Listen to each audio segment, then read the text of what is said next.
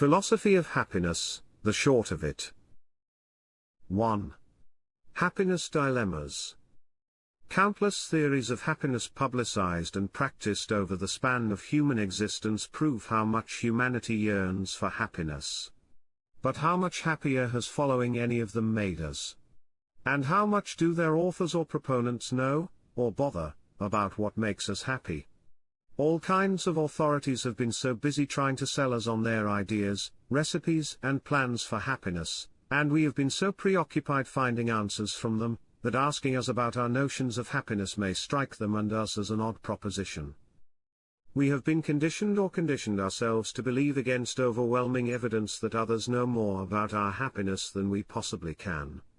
And instead of blaming their concepts for not working out, we have been flogging ourselves for not following the right ones or not following them well enough. Or we blame circumstances outside of us for not allowing concepts we have adopted to be adequately implemented. We keep ignoring the risks and failures of taking someone else's word for what makes us happy and how to attain or keep it, and how much our happiness should matter. Even if we do not subscribe to any of the creeds of happiness presented to us, their systematic coverage and insistence that we need their guidance may discourage us from forming or pursuing alternatives of our own. They may leave us deeming ourselves incapable of putting up anything close to their breadth and depth of consideration, or incapable of competing with their influences over our circumstances. This patronization and corresponding deference have caused and are continuing to cause great damage and misery to humans, humanity, and our environment beyond. 2. A call for change. It is high time to change that. It is time we empower ourselves to think, feel, and determine more for ourselves what our attitudes, principles, and practices for a good life, what our philosophy of happiness is and should be. Due to our conditioning, such self-confidence may seem preposterous, and even heretical to many. But if we dare to look at the nature of happiness and how it moves us, we grasp not only that we can, but that we must, take charge. True progress toward happiness can only be made if we realize what makes us happy and then realize what makes us happy. The reasons for this are simple: we differ from one another in who we are and in our circumstances. What we need and want and how we intend and are able to get it may therefore differ as well. And these parameters may change as our needs and wishes are open or satisfied, and as they, our other characteristics, our circumstances, and with them our experiences, develop. Our dispositions and pursuits lead to distinct chains of factual results and experiences of happiness and unhappiness for each of us. They create individual settings, paths, and implements, and different views on objectives and how they may be attained or maintained. Happiness is thus bound to have changing and diverse meanings and means for each of us. And every experience affecting our happiness joins the accumulation, amalgamation, and state of other emotions. All this makes happiness a deeply personal phenomenon. Only we can feel what makes us happy at or for any given time, including how it makes us happy and how happy it makes us. Only we can perceive and understand this in sufficiently competent detail to determine where we are and where, if anywhere, we need to go with our happiness. This means that we have the right, but also the duty to ourselves, to define and walk our own path through life, to take control of our happiness by having it guide us. We may benefit from suggestions provided by others, but the decision whether and how to apply them must be up to our considered judgment if we are to keep control of ourselves, and if we are to remain free to be ourselves. 3. Prospects of happiness. Of course, we have much in common with other humans generally and with some in more particular aspects. We therefore share and can share much in our quest to secure and improve our existence, and the existence of what we hold dear. One of these commonalities is that we each are unique persons who wish to unfold our potentials and be loved and respected in our identities. These commonalities, even where we differ, create multitudes of opportunities for us to join, complement, and advance one another. Constructive connections and combinations develop as helpful or essential elements of individual pursuits. The rational and emotional communal bonds they build organically can be expected to be stronger than any impositions. As a result, associations of individuals and humanity in general stand to greatly benefit from the liberation of individuals to find, define, and pursue their happiness. And when we look closely, happiness reveals itself as the supreme organizational principle not only for individual humans, groups of humans, and humanity, but for all of nature. This insight, and the insight that humans can ultimately only succeed as part of nature's concerns, open essential pathways toward human prosperity and survival on an individual and collective level. Like all universal principles, once they are understood, the principle of happiness is elegantly simple and offers clear guidance on well-being in harmony with it. 4. Responsibilities and dangers of seeking and giving assistance.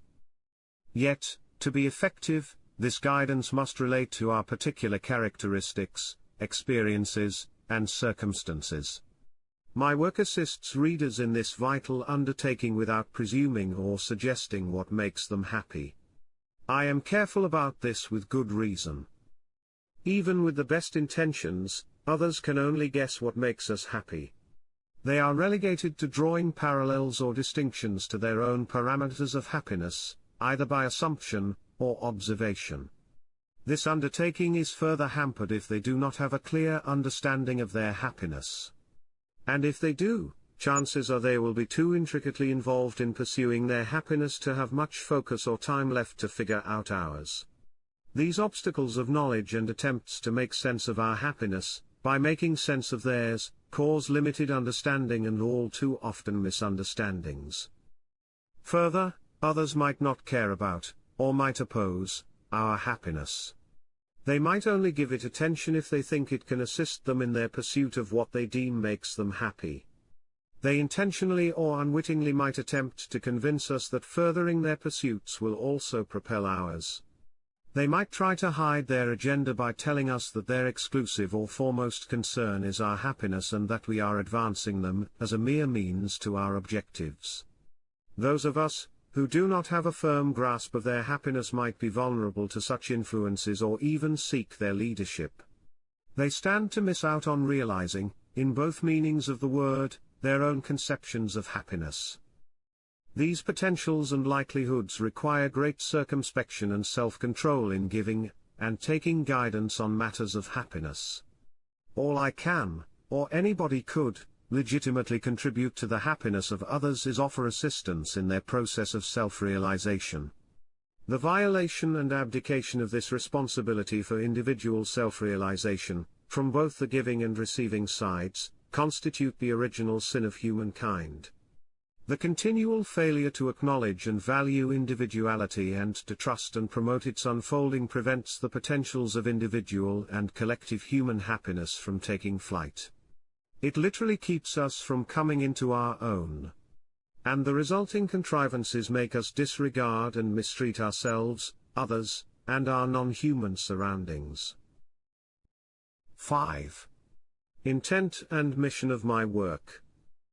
The intent of my work is therefore to support individuals in exploring, developing, and implementing their own concepts of happiness. Toward this purpose, I take readers through journeys of inquiry through common themes and aspects of human existence so they might confirm or recognize the state and conditions of their happiness and derive actionable insights. My motivation for this undertaking originated in a need to find answers for myself. In this process, I noticed that the subject of happiness involves dimensions and affairs far beyond my immediate concerns that intensely reflect on these concerns. I would like to share these insights so readers can determine their validity and how they might apply to them in maintaining or improving their existence. I also would like to help humanity diminish and master its challenges, many of which originate from unreflected, short-sighted, forced, or misguided attitudes and pursuits. Only people who are curbed or deluded in their happiness, or ignorant of it, resort to strategies inflicting unnecessary disturbances and suffering.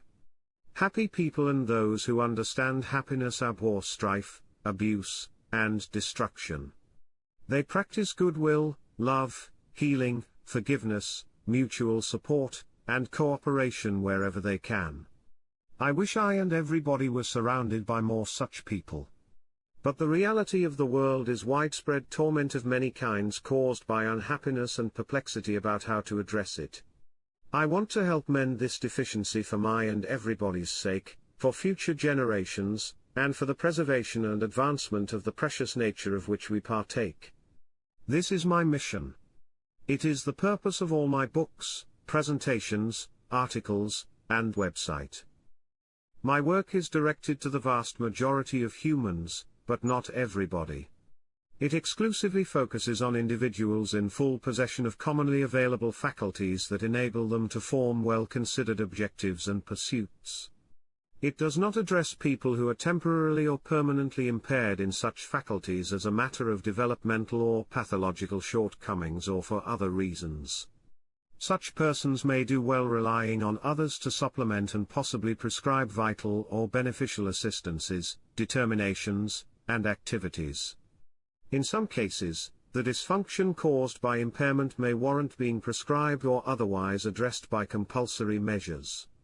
Regardless of what the impairments of the above described commonly available faculties might be, they lie beyond the purview of my work and are left entirely to otherwise trained professionals. I hope you find my work helpful. It is independently generated and published at great personal expense of time and effort. Its success depends in large part on referrals. So if you like this endeavor or think it deserves consideration, I would appreciate your telling others. You can also support my work by liking and sharing my videos on YouTube. Thank you and best wishes. Martin Yanello.